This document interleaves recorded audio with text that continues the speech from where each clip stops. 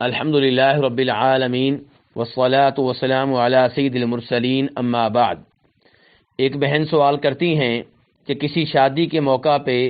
عورتیں جب کسی کمرے میں تنہا ہوں اور وہاں پہ مرد حضرات نہ ہوں تو عورتیں کس انداز سے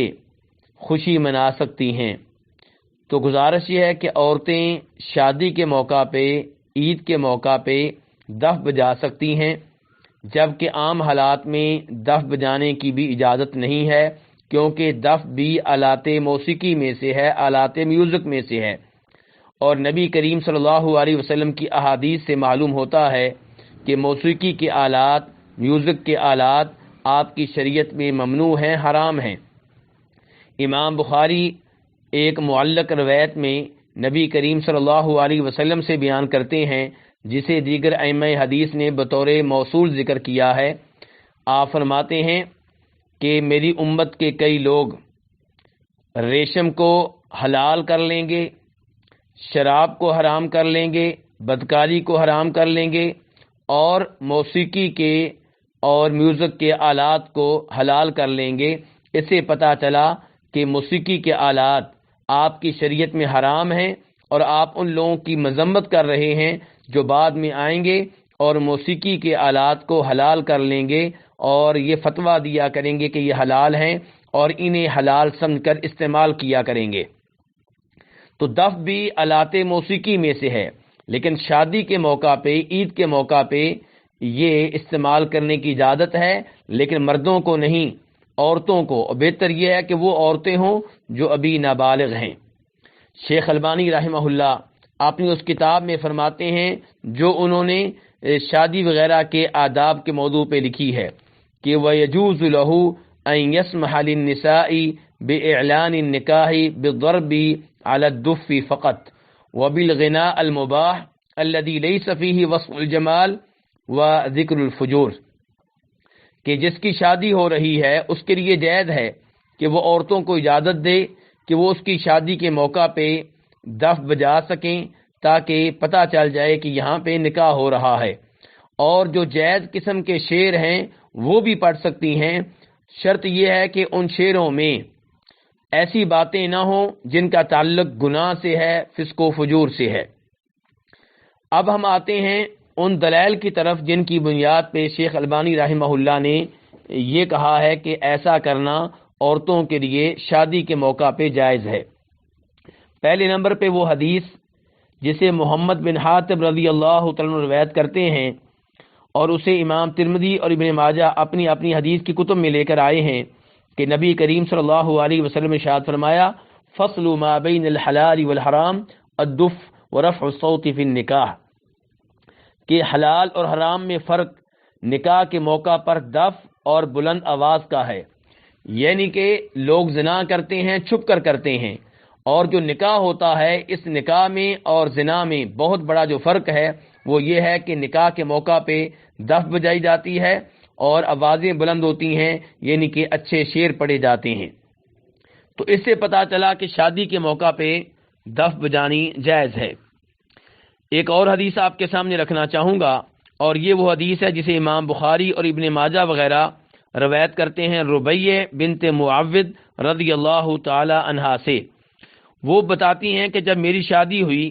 تو صبح نبی کریم صلی اللہ علیہ وسلم میرے پاس تشریف لائے، اور میرے پاس دو لڑکیاں گیت گا رہی تھیں، اور ان شعروں میں میرے ان بزرگوں کا تذکرہ کر رہی تھیں جو لڑائی میں شہید ہوئے تھے، غزوہ بدر میں شہید ہوئے تھے۔ وہ جو شعر پڑھ رہی تھیں ان میں یہ فکرہ بھی تھا کہ وَفِينَا نَبِيٌّ يَعْلَمُ مَا فِي غَدِي، کہ ہمارے اندر ایک نبی ہے جو جانتے ہیں کہ کل کیا ہونے والا ہے۔ تو نبی کریم صلی اللہ علیہ وسلم نے فرمایا یہ باتیں نہ کہو، کل کیا ہوگا یہ جاننے والا ایک اللہ ہے، اللہ کے سوا کوئی نہیں ہے۔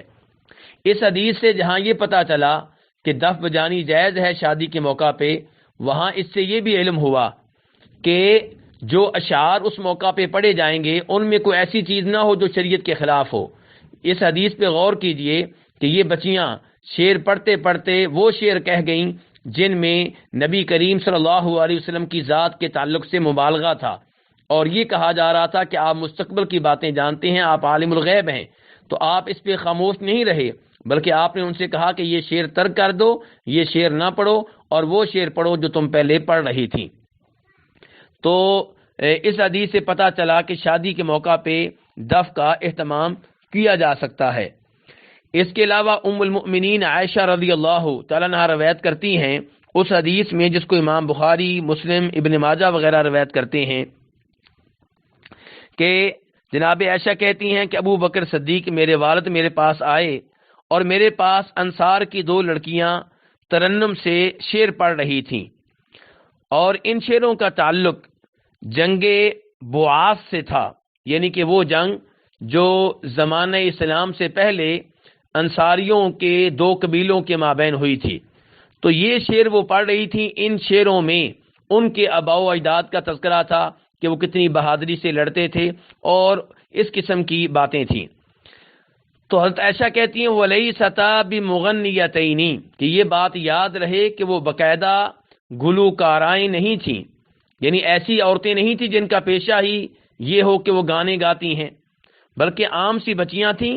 اور وہ عام سے انداز میں یہ شعر پڑھ رہی تھیں۔ تو ابو بکر صدیق آئے تو یہ حالات دیکھ کر وہ کہنے لگے کہ نبی کریم صلی اللہ علیہ وسلم کے گھر میں شیطانی راگ کا کیا کام؟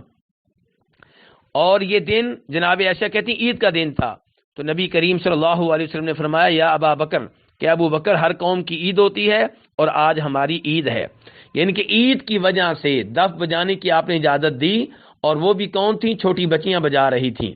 اس سے پتہ چلا کہ دف بجانے کی اجازت عید کے موقع پہ ہے، شادی کے موقع پہ ہے، اور عام حالات میں دف بجانے کی بھی اجازت نہیں ہے، اور دف بجانے کی اجازت مردوں کو نہیں بلکہ عورتوں کو ہے۔ تو عورتیں دف بجا سکتی ہیں اور اس موقع پہ مناسب شعر بھی پڑھ سکتی ہیں اور مناسب انداز میں یہ شعر گا سکتی ہیں، لیکن اس کے ساتھ موسیقی کے آلات کا استعمال نہیں ہوگا، ڈھول کا استعمال نہیں ہوگا، دف کا استعمال ہوگا۔ اب دف اور ڈھول میں فرق کیا ہے؟ ڈھول وہ ہوتا ہے جس کے دونوں جانب چمڑا ہوتا ہے، اور دف وہ ہوتی ہے جس کی ایک جانب چمڑا ہوتا ہے اور ایک جانب جو ہوتی ہے وہ خالی ہوتی ہے اور ادھر چمڑا نہیں ہوتا۔ ان احادیث سے بھی ہمیں پتہ چلا کہ ایسے اشعار نہ پڑھے جائیں جن میں کوئی بھی غلط قسم کی بات ہو۔ تو خلاصہ کلام یہ ہے کہ شادی کے موقع پہ، عید کے موقع پہ عورتیں جب کہ وہ اپنی مجلس میں ہوں اور ان کو مرد دیکھنے والے نہ ہوں، پردے کی حالت میں ہوں، مردوں کے ساتھ اختلاط نہ ہو، دف بجا سکتی ہیں اور مناسب شعر پڑھ سکتی ہیں۔ واللہ تعالی اعلم۔